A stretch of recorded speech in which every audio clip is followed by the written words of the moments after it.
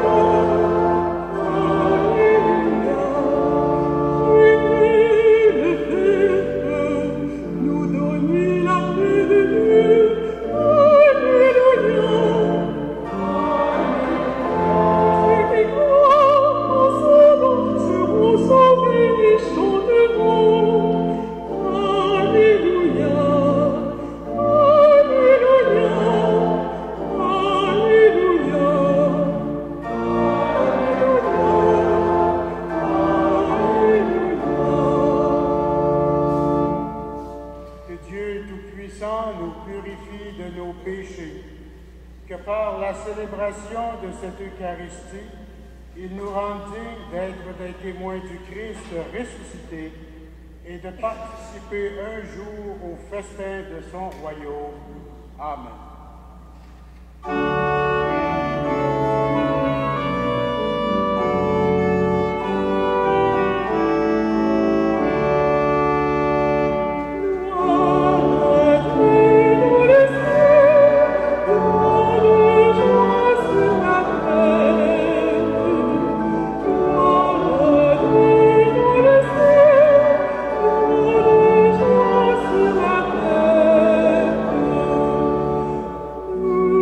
Nous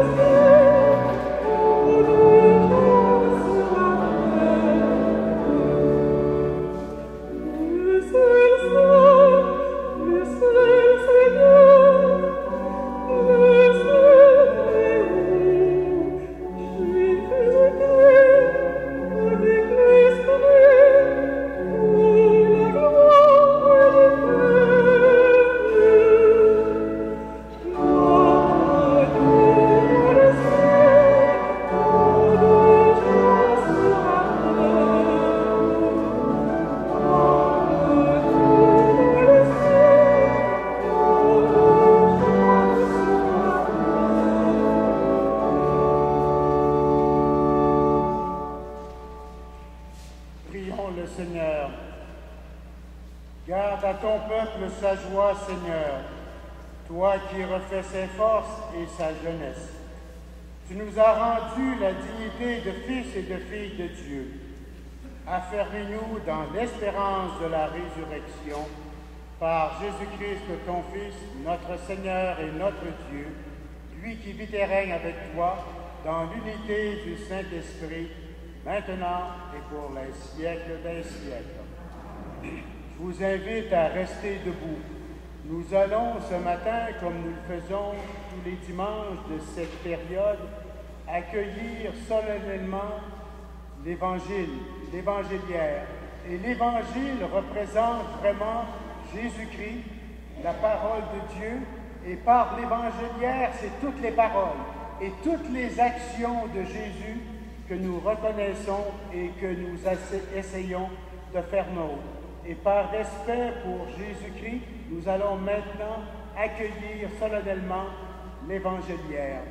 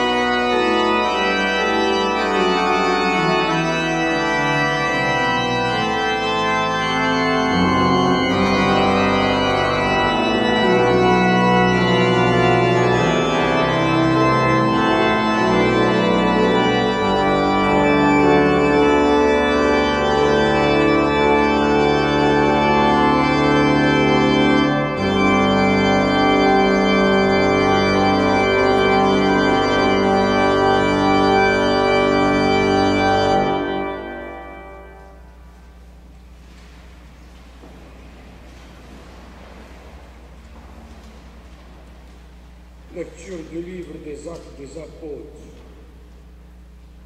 Les apôtres comparaissaient devant le grand conseil. Le grand prêtre les interrogea. Nous vous avions formellement interdit d'enseigner le nom de cet homme-là. Et voilà que vous remplissez Jérusalem de votre enseignement. Voulez-vous donc faire retomber sur nous le sang de cet homme? Pierre, avec les apôtres, répondit alors, il faut obéir à Dieu plutôt qu'aux hommes. Le Dieu de nos pères a ressuscité Jésus, que vous aviez exécuté en le pendant au bois de supplice. C'est lui que Dieu, par sa puissance, a élevé en faisant de lui le chef, le Sauveur, pour apporter à Israël la conversion et le pardon des péchés. Quant à nous, nous sommes les témoins de tout cela avec l'Esprit Saint que Dieu a donné à ceux qui lui obéissent. On interdit alors aux apôtres, après les avoir fouettés, de parler au nom de Jésus, puis on les relâcha. Mais eux, en sortant du grand conseil, repartaient tout joyeux d'avoir été jugés dignes de subir les humiliations pour le nom de Jésus. Parole du Seigneur.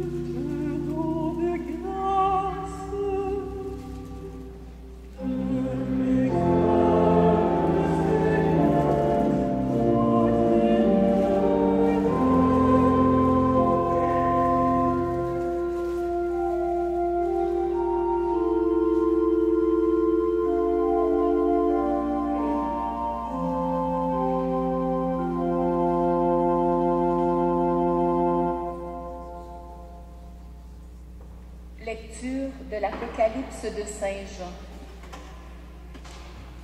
Moi, Jean, dans ma vision, j'ai entendu la voix d'une multitude d'anges qui entouraient le trône, les vivants et les anciens. Ils étaient des millions, des centaines de millions. Ils criaient à pleine voix, « Lui, l'agneau immolé, il est digne de recevoir puissance et richesse, sagesse et force, honneur, gloire et bénédiction. » Et j'entendis l'acclamation de toutes les créatures, au ciel, sur terre, sous terre et sur mer.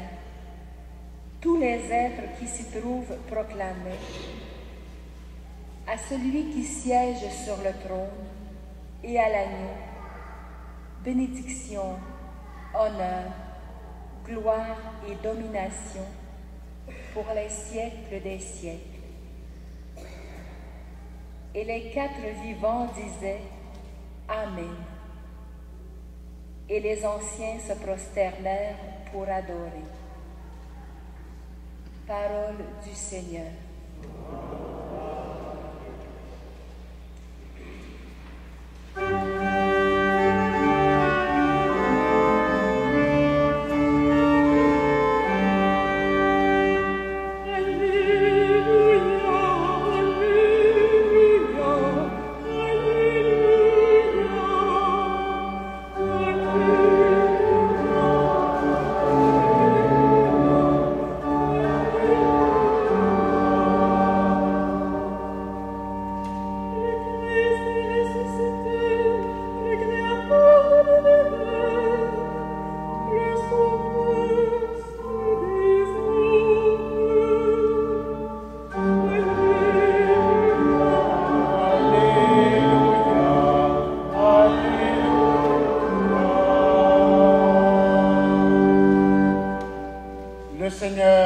Avec vous. Évangile de Jésus-Christ selon Saint Jean. Jésus se manifesta encore aux disciples sur le bord du lac de Tibériade. Et voici comment. Il y avait là Simon-Pierre avec Thomas, dont le nom signifie jumeau, Nathanaël de Cana en Galilée, les fils de Zébédée et deux autres disciples. Simon-Pierre leur dit, « Je m'en vais à la pêche. » Ils répondirent, « Nous allons avec toi. » Ils partirent et montèrent dans la barque. Or, ils passèrent la nuit sans rien prendre. Au lever du jour, Jésus était là sur le rivage, mais les disciples ne savaient pas que c'était lui. Jésus les appelle. « Les enfants, auriez-vous un peu de poisson? » Ils lui répondent « Non. » Il leur dit, « Jetez le filet à droite de la barque et vous trouverez. » Ils jetèrent donc le filet et cette fois, ils n'arrivaient pas à le ramener tellement il y avait de poissons. Alors, le disciple que Jésus aimait dit à Pierre, « C'est le Seigneur. » Quand Simon-Pierre l'entendit déclarer que c'était le Seigneur, il passa un vêtement, car il n'avait rien sur lui, et il se jeta à l'eau. Les autres disciples arrivent en bas, tirant le filet plein de poissons. La terre n'était qu'à 100 de mètres. En débarquant sur le rivage, ils voient un feu de braise avec du poisson posé dessus et du pain. Jésus leur dit, « Apportez donc de ce poisson que vous venez de prendre. » Simon-Pierre monta dans la barque et amena jusqu'à terre le filet plein de gros poissons. Il y en avait 153. Et malgré cette quantité, le filet ne s'était pas déchiré. Jésus dit alors, « Venez déjeuner. » Aucun des disciples n'osait lui demander, « Qui es-tu » Ils savaient que c'était le Seigneur. Jésus s'approche, prend le pain et le leur donne, ainsi que le poisson.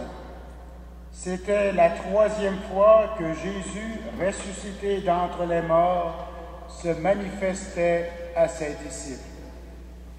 Quand ils eurent déjeuné, Jésus dit à Simon-Pierre, « Simon, fils de Jean, m'aimes-tu plus que ceux-ci? » Il lui répond, « Oui, Seigneur, je t'aime, tu le sais. » Jésus lui dit, « Sois le berger de mes agneaux. » Et il lui dit une 2e fois, « Simon, fils de Jean, m'aimes-tu? » Il lui répond, « Oui, Seigneur, je t'aime, tu le sais. » Jésus lui dit, « Sois le pasteur de mes brebis. » Et lui dit pour la 3e fois, « Simon, fils de Jean, est-ce que tu m'aimes? » Pierre fut peiné parce que pour la 3e fois, il lui demandait, « Est-ce que tu m'aimes? » Et il répondit, « Seigneur, tu sais tout, tu sais bien que je t'aime. » Jésus lui dit, « Sois le berger de mes brebis. » Amen, amen, je te le dis. Quand tu étais jeune, tu mettais ta ceinture toi-même pour aller où tu voulais. Quand tu seras vieux, tu étendras les mains et c'est un autre qui te mettra ta ceinture pour t'amener là où tu ne voudrais pas aller. Jésus disait cela pour signifier par quel genre de mort Pierre rendrait gloire à Dieu. Puis, il lui dit encore, « Suis-moi. » Acclamons la parole de Dieu.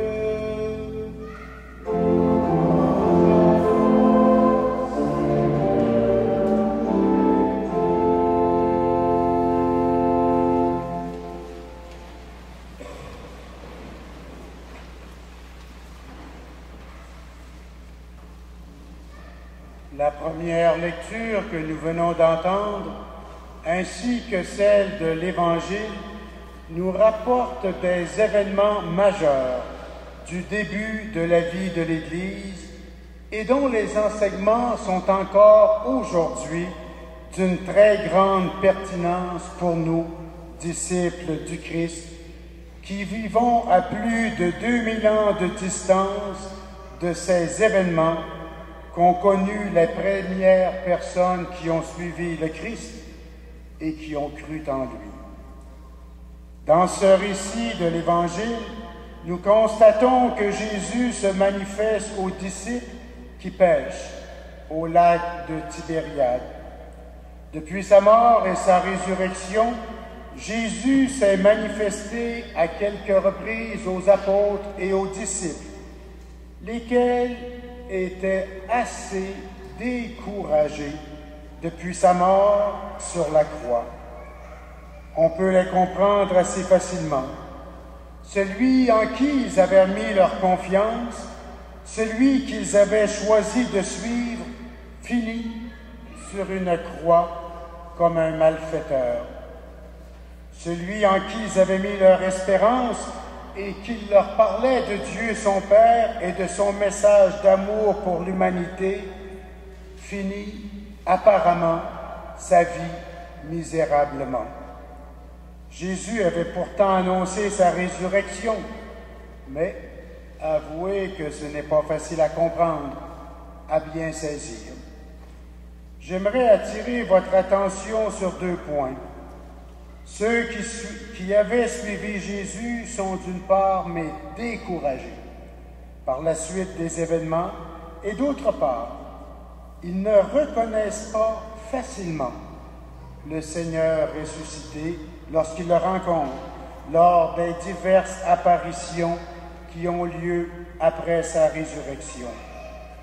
Il nous faut prendre conscience que Jésus ressuscité se présente à eux comme il se présente à nous d'ailleurs, non pas avec des manifestations de puissance qui nous éblouiraient, nous écraserait ou nous renverserait, mais plutôt dans la subtilité.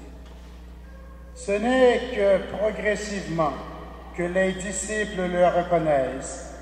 C'est à travers la reprise des gestes qu'ils lui avaient vu faire que peu à peu, ils prennent conscience que c'est bien le Seigneur qui est là, au milieu d'eux. C'est ce même Jésus qui a vécu avec eux, leur a annoncé les volontés de Dieu et qui est mort, crucifié, qui est là devant eux dans son corps de ressuscité, comme il l'avait annoncé. Il en est de même pour nous.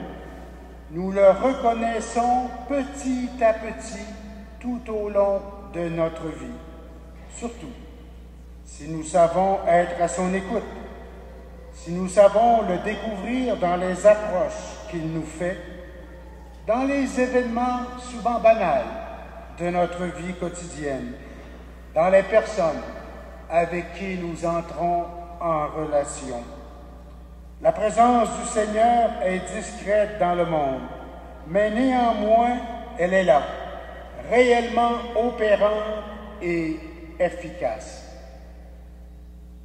Il faut aimer le Seigneur, le côtoyer fréquemment, tant dans sa parole que dans la communion à son corps et à son sang, pour être en mesure de le reconnaître en ce qu'il est, en nous, dans les autres, et capable aussi d'observer son action et son influence dans tout ce qui se fait de bien de par le monde.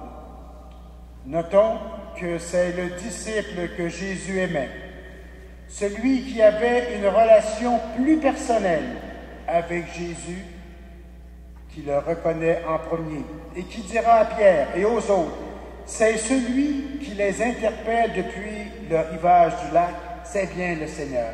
Il l'a reconnu. Cet épisode de l'Évangile est hautement symbolique. Il nous rappelle les premiers moments de la vie naissante de l'Église. Quand Jésus a appelé le pécheur Pierre à le suivre, il lui avait dit qu'il ferait de lui un pécheur d'hommes. Annoncer Jésus-Christ et être les témoins de ce qu'il a dit, de ce qu'il a fait, n'était pas facile. Eux-mêmes, les apôtres, étaient découragés par les événements de la passion et de la mort de celui qu'ils avaient suivi depuis des années. Et une fois qu'ils l'ont reconnu, ressuscité des morts, une fois qu'ils ont compris qu'il était toujours vivant et présent à ce qu'ils vivaient, il leur fallait aussi la force de l'esprit pour être en mesure de bien comprendre en profondeur, tellement ce n'était pas évident. Et aussi pour pouvoir être des témoins zélés pour remplir leurs tâches malgré les énormes difficultés. Les disciples passent la nuit à pêcher sans prendre de poissons. Et pourtant, c'étaient des hommes d'expérience qui connaissaient le métier de pêcheur. Cela pouvait être décourageant, travailler toute une nuit sans résultat. C'est un peu comme nous qui essayons d'annoncer Jésus-Christ autour de nous. Et puis, il faut bien se rendre à l'évidence. Nous n'obtenons pas toujours le succès escompté. Voilà pourquoi il nous faut vraiment faire confiance au Seigneur et réaliser ce qu'il nous commande. Nous avons à faire les gestes qu'il faut, entreprendre les actions qu'il nous demande de faire. Et pour le reste, ne l'oublions pas, c'est lui qui appelle, c'est lui qui donne la foi et non pas nous. Nous sommes des collaborateurs à la fois utiles et inutiles. Dieu a voulu se servir des humains pour réaliser son règne de paix, d'amour, de justice. Il a d'une certaine façon besoin de nous, mais nous le savons bien, nos actions seraient tout à fait inutiles, inefficaces, si ce n'était que la grâce du Christ transforme ce que nous faisons et touche en profondeur le cœur des humains auxquels nous nous adressons. Ce ne sont pas nos paroles et nos actes, même s'ils sont importants, puisque nous sommes les membres du corps du Christ, qui sont le plus déterminants, mais bien la puissance du Christ qui se réalise à travers notre faiblesse. Pour être en mesure de bien réaliser notre mission de témoin du Christ dans nos milieux de vie et de travail, il faut que nous-mêmes, nous soyons remplis de l'Esprit, de cet Esprit qui nous rendra à la fois audacieux et aussi un peu habiles dans notre témoignage auprès de nos contemporains. Il faut aussi que nous ayons assez confiance en Dieu pour pouvoir dire par nos paroles et nos actes aux gens que nous rencontrons qu'il faut obéir à Dieu et non aux hommes. Les apôtres n'ont pas eu peur d'être fouettés pour avoir annoncé le nom de Jésus-Christ. Au contraire, ils étaient tout joyeux d'être jugés dignes de subir des humiliations pour le nom de Jésus.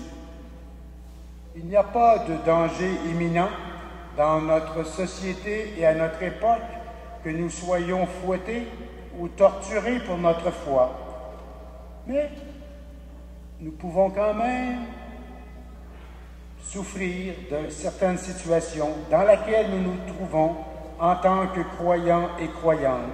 Ne serait-ce que le fait d'être un peu ridiculisés par certaines personnes de notre entourage, en raison de nos convictions de foi, de notre appartenance à l'Église, ou tout simplement parce l'on voudrait nous voir changer nos valeurs que l'on n'accepte pas ou qu'on ne comprend pas. Et des fois, ça fait mal, ça. C'est pas être fouetté, c'est pas de la torture, mais ça peut faire mal.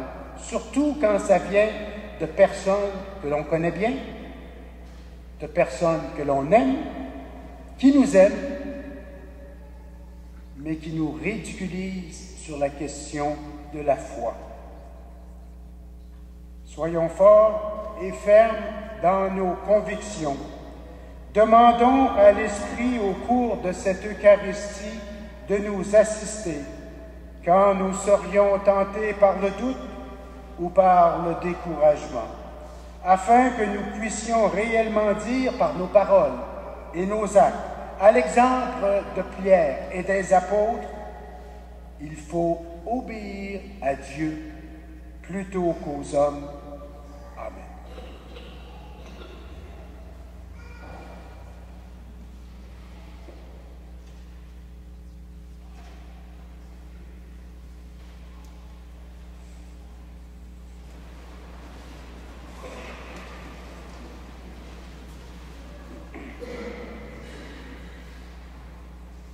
Avec fierté, proclamons notre foi.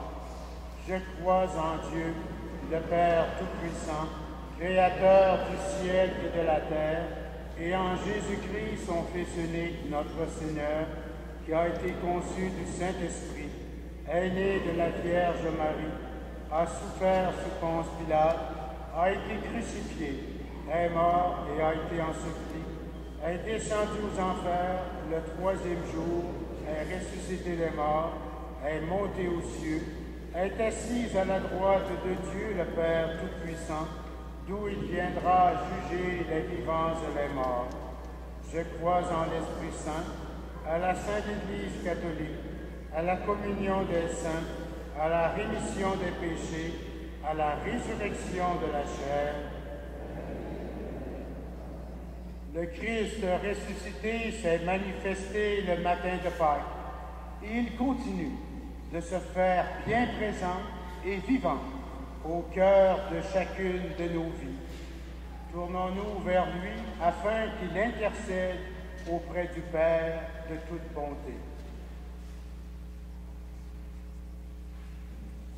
Prions pour les prêtres de notre Église, qu'ils soient de véritables pasteurs et de charitables guides pour tous les croyants et croyantes.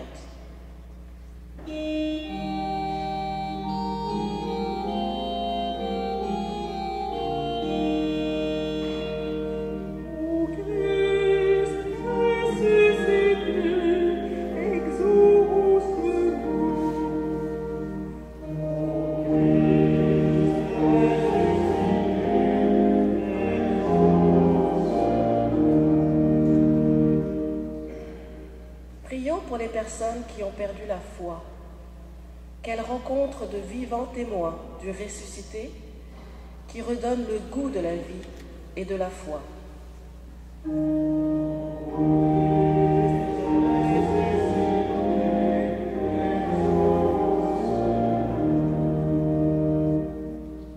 Prions pour les personnes qui souffrent de la perte d'un emploi ou de problèmes de santé. Qu'au cœur de leur épreuve, elles découvrent la puissance du ressuscité qui veut se faire présent auprès de tous et toutes.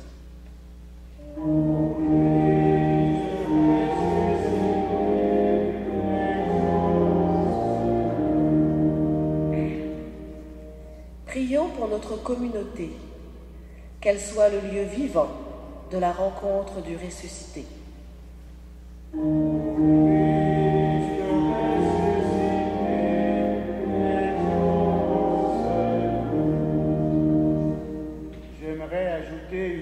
De prière. Monsieur Claude Robert vient de mourir il y a quelques jours. C'était un homme de 62 ans. Il était ici un collaborateur de la paroisse de l'Immaculée Conception. Il était souvent surveillant. Le soir, venait barrer les portes de l'église. Le matin, les ouvrir tôt. Et c'était un type qui a beaucoup travaillé pour la paroisse. Je l'ai vu samedi dernier, pas hier, là, il y a une semaine. Je suis allé le voir à l'hôpital Notre-Dame. Il était à la toute fin, mais tout à fait lucide. Et c'est là que je lui ai annoncé, j'ai dit, écoute Claude, j'annonce en fin de semaine officiellement que je termine mon terme de curé. Et il avait toute sa tête. Puis je lui ai amené le feuillet paroissial.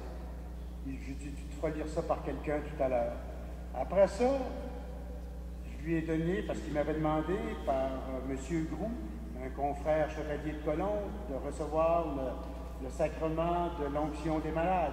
Et il avait toute sa tête. Puis je lui ai expliqué un peu le sens de ce sacrement, ce qu'il faisait, et notamment de pardonner les fautes, puis il dit oui, je veux le recevoir. Et ensuite, on a parlé un petit peu, puis je lui ai dit, Claude, n'aie pas peur. Dieu, c'est un bon père qui t'attend. Puis il dit non, je suis prêt, je n'ai pas peur. Je lui ai donné la communion, ça n'a pas été long, quelques instants, mais quelque chose de beau, de foi, de grand dans notre vie, de chrétiens et de chrétiennes. Et ces funérailles auront lieu ici samedi prochain à 13h. Prions pour lui.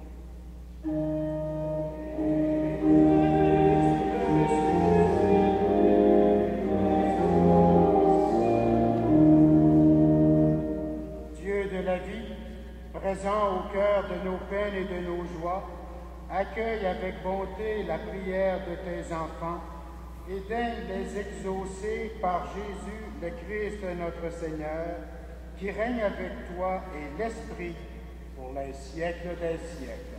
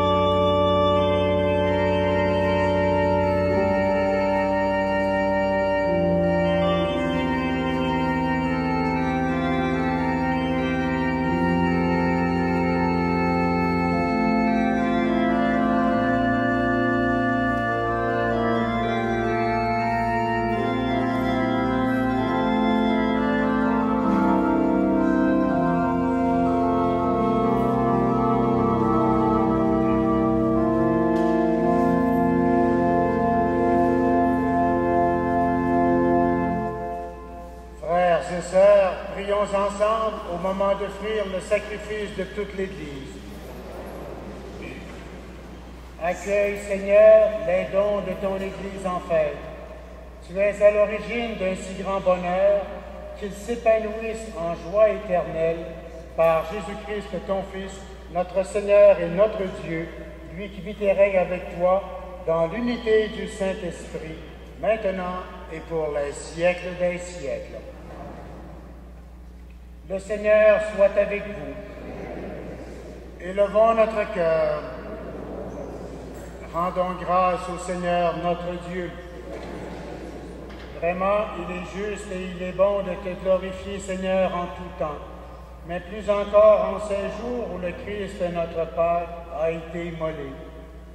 Lui qui ne cesse pas de s'offrir pour nous et qui reste éternellement notre défenseur auprès de toi. Immolé, il a vaincu la mort. Mis à mort, il est toujours vivant. C'est pourquoi le peuple des baptisés, rayonnant de la joie pascale, exulte par toute la terre, tandis que les anges dans le ciel chantent sans fin l'hymne de ta gloire.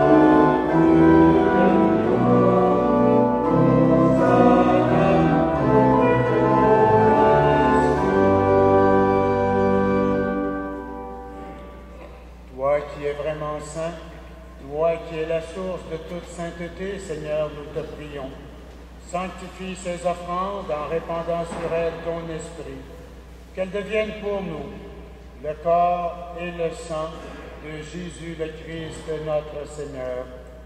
Au moment d'être livré et d'entrer librement dans sa passion, il prit le pain, il rendit grâce, il le rompit et le donna à ses disciples en disant : « Prenez et mangez-en tous.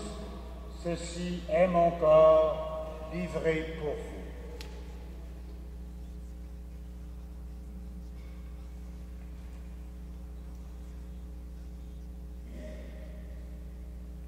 De même, à la fin du repas, il prit la coupe. De nouveau, il rendit grâce et la donna à ses disciples en disant : « Prenez et buvez-en tous, car ceci est la coupe de mon sang, le sang de l'alliance nouvelle et éternelle, qui sera versé pour vous et pour la multitude, en rémission des péchés. Vous ferez cela en mémoire de moi. »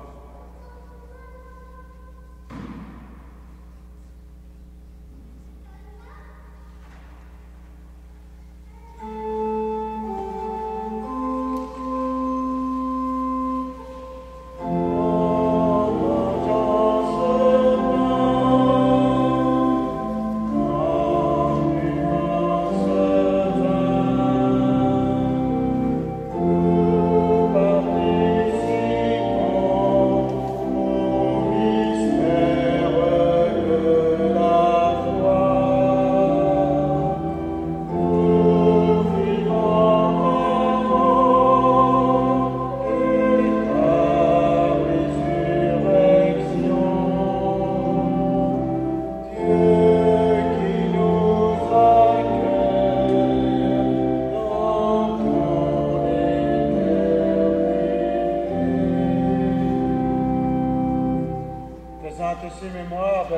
et de la résurrection de ton Fils, nous t'offrons, Seigneur, le pain de la vie et la coupe du salut. Et nous te rendons grâce, car tu nous as choisis pour servir en ta présence. Humblement, nous te demandons qu'en ayant part au corps et au sang du Christ, nous soyons rassemblés par l'Esprit Saint en un seul corps. Souviens-toi, Seigneur, de ton Église répandue à travers le monde. Fais-la grandir dans ta charité avec le pape François, notre évêque Christian, et tous ceux et celles qui ont la charge de ton peuple. Souviens-toi aussi de nos frères et de nos sœurs qui se sont endormis dans l'espérance de la résurrection. Nous prions pour les membres défunts de la famille Benchik. Nous prions également pour tous ceux et celles qui ont quitté cette vie. Reçois-les dans ta lumière auprès de toi. Sur nous tous enfin, nous implorons ta bonté. Permets qu'avec la Vierge Marie, l'Immaculée Conception, avec les apôtres et les saints de tous les temps qui ont vécu dans ton amitié, nous ayons part à la vie éternelle et que nous chantions ta louange par Jésus-Christ, ton Fils bien-aimé. Par lui, avec lui et en lui. Amen. À toi, Dieu le Père Tout-Puissant, dans l'unité du Saint-Esprit.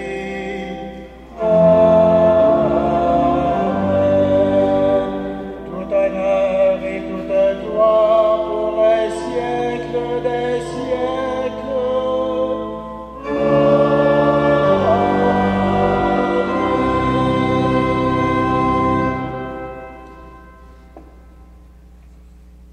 Dans un même esprit et avec une grande confiance, nous reprenons la prière que Jésus lui-même nous a donnée.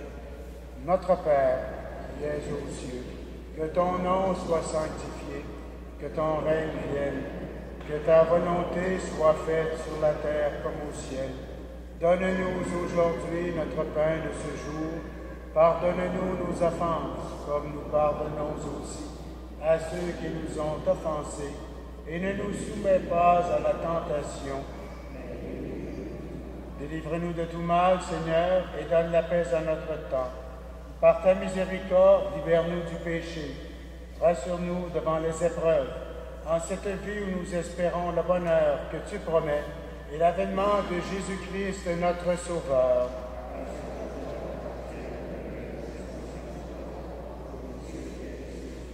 Seigneur Jésus-Christ, tu as dit à tes apôtres, je vous laisse ma paix, je vous donne ma paix. Ne regarde pas nos péchés, mais la foi de ton Église. Pour que ta volonté s'accomplisse, donne-lui toujours cette paix et conduis-la vers l'unité parfaite, toi qui vis et règnes pour les siècles des siècles. Que la paix du Seigneur soit toujours avec vous.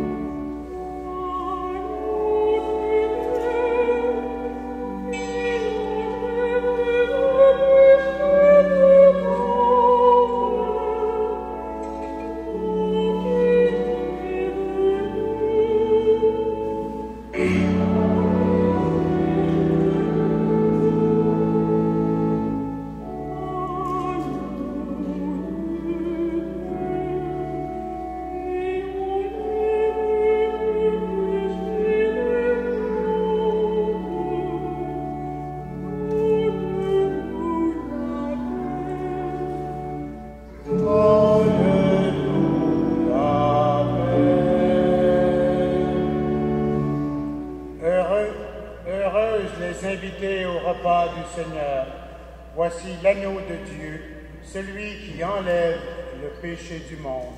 Seigneur, je ne suis pas digne de te recevoir, mais dis seulement une parole et je serai guéri. Que le corps et le sang du Christ nous gardent pour la vie éternelle.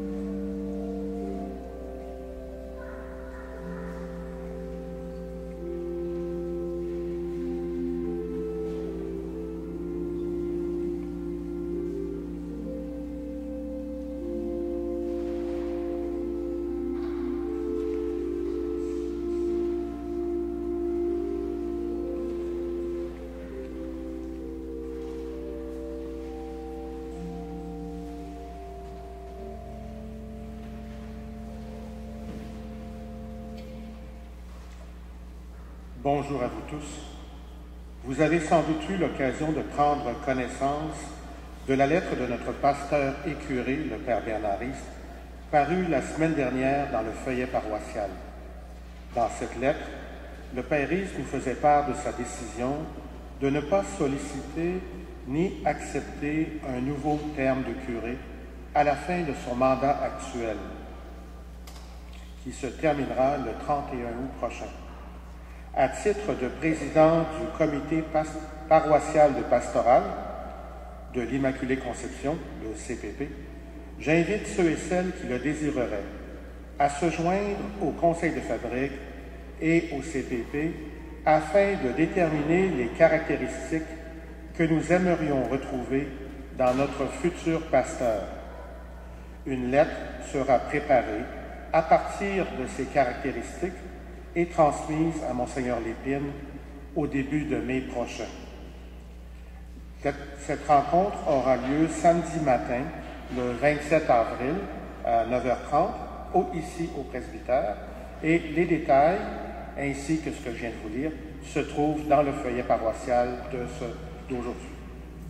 Merci. Prions le Seigneur.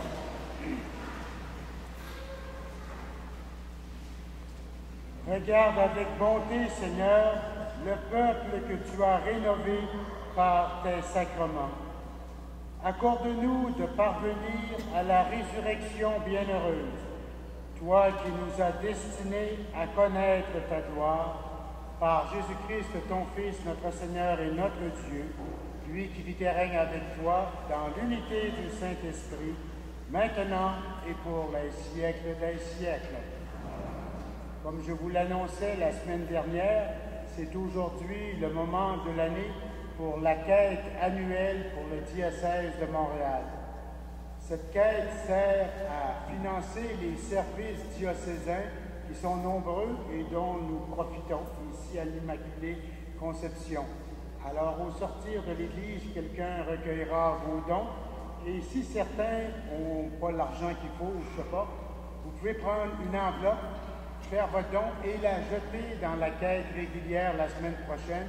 Et ce n'est que dans 15 jours que nous acheminerons les dons pour le diocèse au diocèse de Montréal. Le Seigneur soit avec vous. Que Dieu Tout-Puissant vous bénisse, lui qui est Père, Fils et Esprit Saint. Bon dimanche, bonne semaine, allez dans la paix du Christ.